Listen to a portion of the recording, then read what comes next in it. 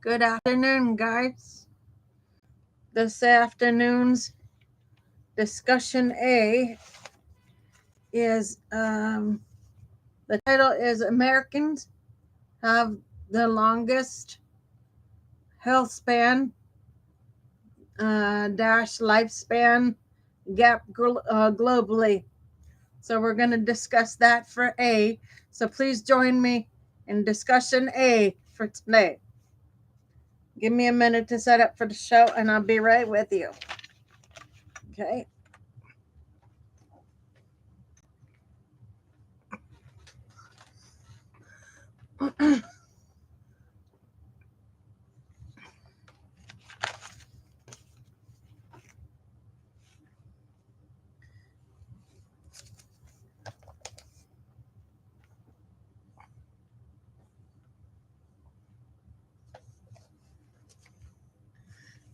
Okay, folks. Here we go. Americans have the longest health span dash lifespan gap globally. A recent study published in JAMA Network Open shows Americans live an average of 12.4 years with illnesses or disabilities. The highest among 183 WHO member states. Now, WHO stands for World Health Organization. Okay. This matrix, known as the health span lifespan gap, highlights the time spent in poor health relative to total lifespan. Common conditions include mental illness, substance use disorders, musculoskeletal conditions.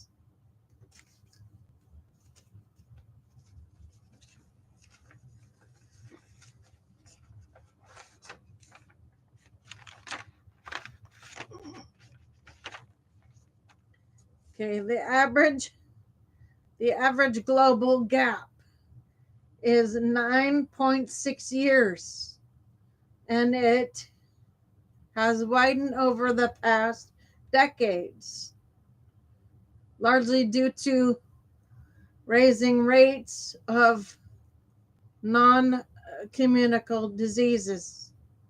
Women are disproportionately affected. Women in the U.S. experience a gap 2.4 years longer than men.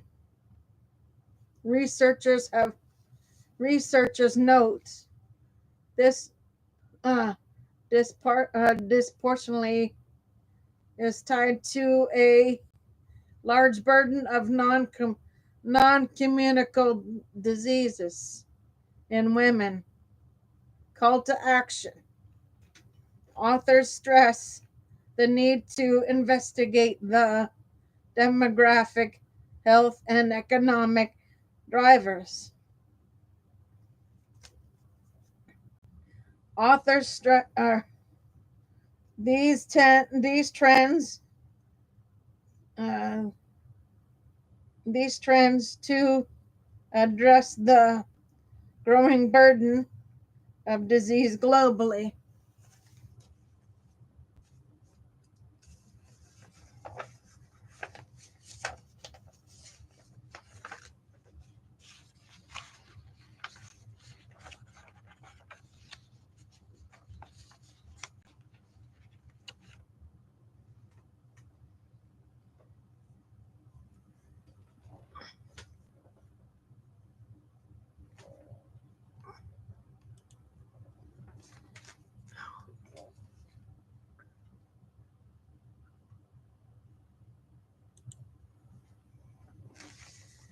Would you like to dig into how these this relates to memory-friendly housing, improving lifespan, that is, the years of life spent in good health, is a multi-dimensional challenge, but the strategies to boost it are both scientifically grounded and deeply human.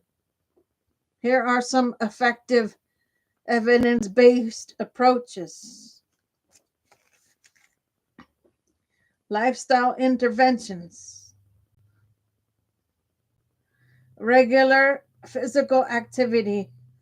Exercise preserves muscle mass, bone density, and cognitive function. Strength training and aerobic workouts both contribute to healthy aging. Whole food diets, folks. Anti-inflammatory plant forward diets like the Mediterranean or Mind diet supports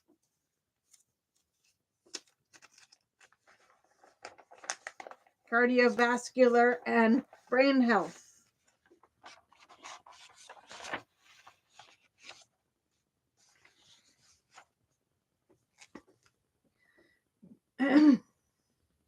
Omega-3s and polyphenols are neuroprotective. Adequate sleep. Quality sleep regulates immune function, memory consolidation, and hormone balances. Poor sleep is linked to chronic conditions. Stress management. Chronic stress accelerates biological aging. Mindfulness and CBT and practices like dance therapy and modulate cortisol levels and improve mood.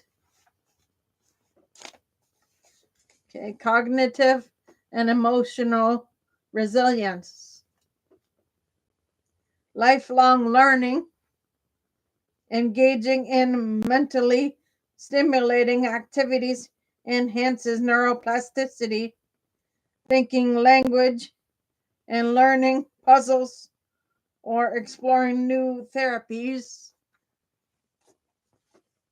Okay, these help you guys.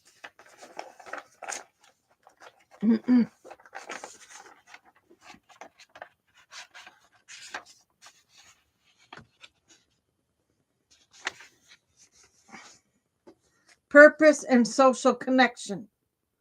Okay, a strong sense of purpose and regular social engagement is protective against frailty and cognitive decline. Therapeutic support. Interventions like CBT, talk therapy, and trauma-informed care mitigate emotional burden and promote long-term well-being. Healthcare system and technology integration. Preventative screenings. Early detection of chronic diseases allows for timely interventions and preserves function.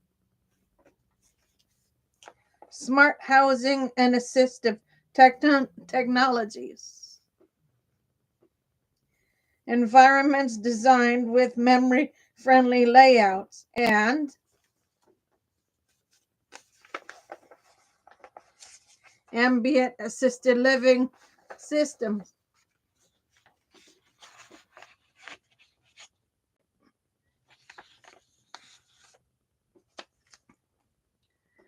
Okay, support autonomy, reduce injury risk, and support autonomy. Shared decision making, frailty aware care models that integrate patient preferences, boost satisfaction, and outcomes. Biological strategies, nutritional support for collagen and bone health, adequate intake of vitamin C, D, and calcium and amino acids, helps maintain structural integrity. Okay, epigenetic therapies and regenerative medicine, emerging approaches like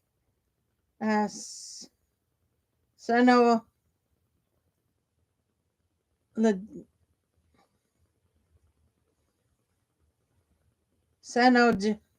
senolytics or stem cell therapies offer promise but require more study. Okay.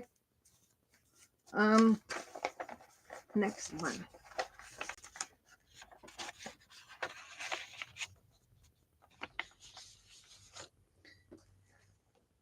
Inflammation and gut health optimization. A balanced microbiome supports immunity and cognition through the gut-brain axis.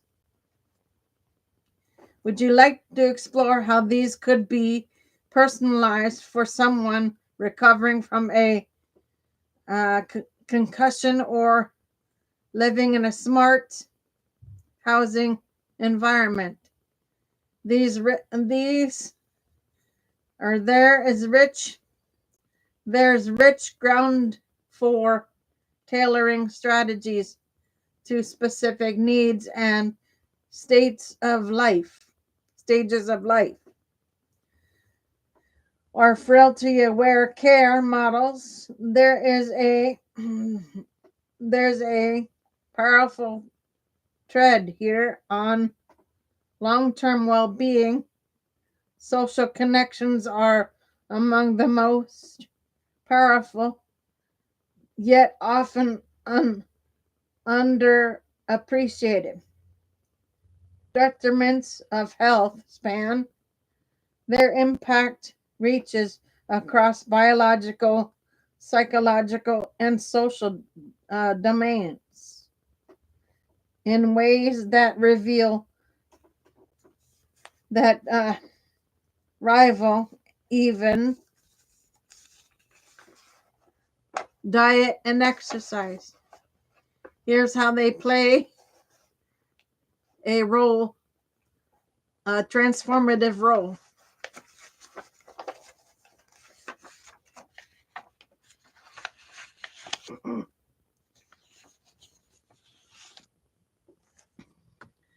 Cognitive protection and neuroplasticity.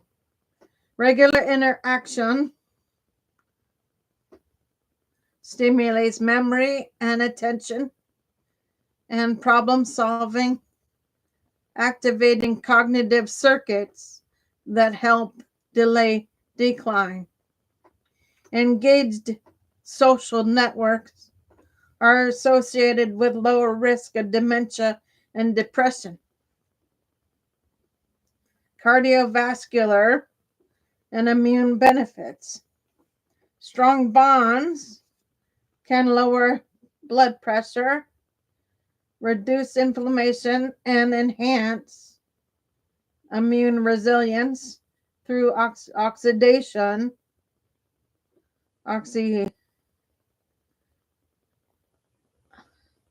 oxytocin, and other neurohormones.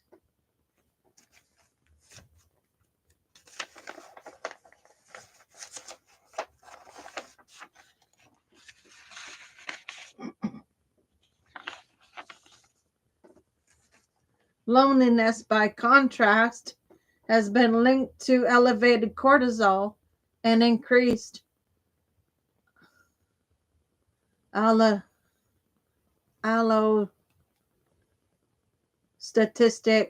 load, accelerating biological aging.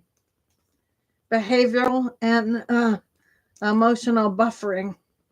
Supportive relationships encourage positive health behaviors, medication adherence, physical activity, regular checkups.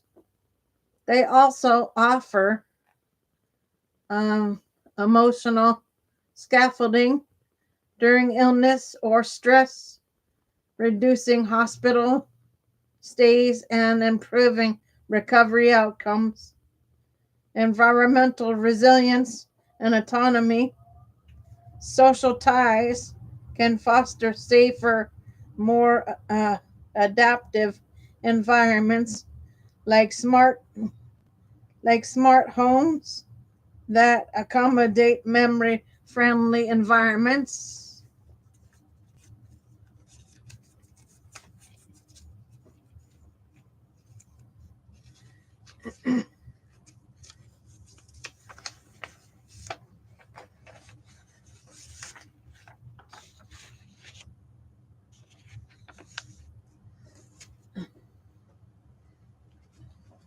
Memory friendly housing or memory friendly design and co-living communities for aging individuals.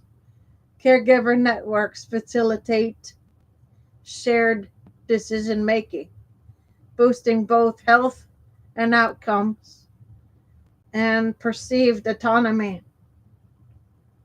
Research driven outcomes. Studies from Harvard study of adult development to more recent meta analysis consistently show that quality of relationships predicts long term health better than social economic status, uh, cholesterol levels, or even genetics. For someone like you who champions tailored care models, memory friendly environments, and systematic reform, there's rich potential in designing interventions that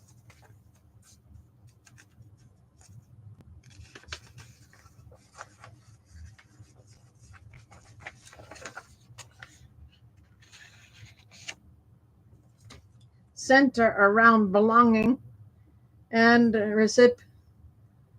uh, reprioritize, repri, repriority.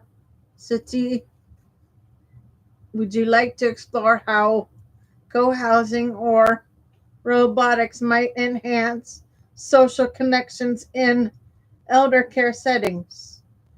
Technology, when thoughtfully designed and ethically integrated, can be a powerful amplifier of human connection, especially as we age or face cognitive and physical changes. Here's how it reshapes the social landscape, facilitating interaction across barriers, video calling platforms, messaging and apps, messaging apps, and virtual spaces bridge physical distance and mobility challenges, making it easier for elders or those in recovery to stay connected to loved ones. Like I said before, there's a space in elder care for that, but those are for like monitoring, video calls with family. Video connections work, but what my concern was there's no place in elder care medicine for computerized computers to give out people's medications because it will, a computer can screw up easy. If a person hands out medication, they they have a better chance at getting the right dose. Okay. Facilitating interaction across barriers, video call platforms,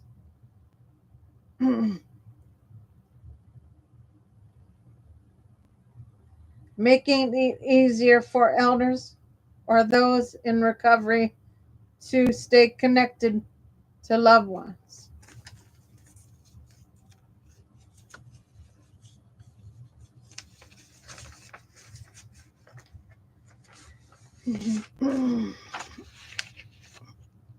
Okay, next one, translation tools in real time,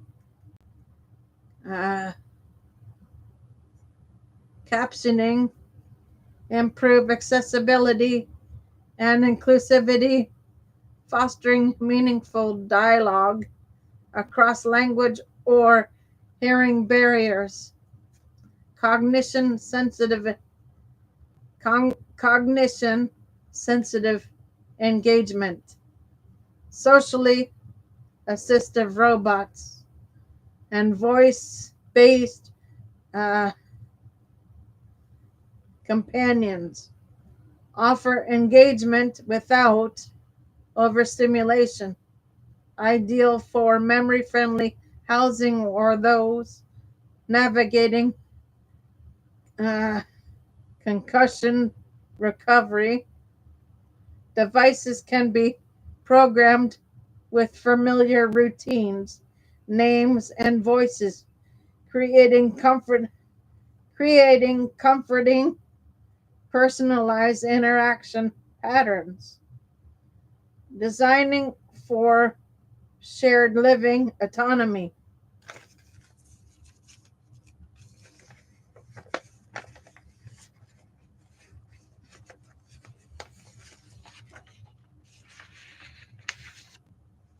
Smart housing systems can support co-housing models by synchronizing shared activities, managing space, and adaptively, and alerting caregivers when isolation is detected. AI-enabled calendars and reminders help residents coordinate with family support groups and medical teams. Community building and peer support. Online forums, virtual day programs, and interest-based networks let individuals share experiences from coping with frailty to exploring therapies like dance or mindfulness. Predictive algorithms can match users with caregivers or peer companions.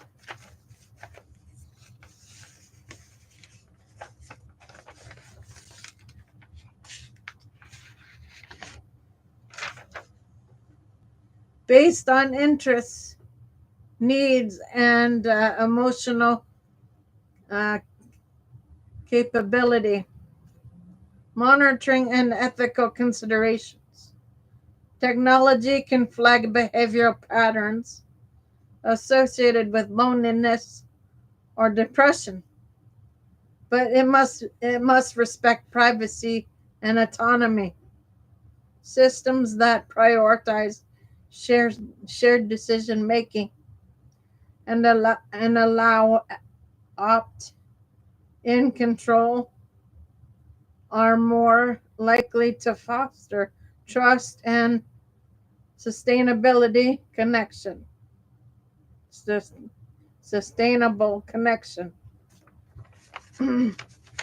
Given your passion for tailored care models, and quality focused design.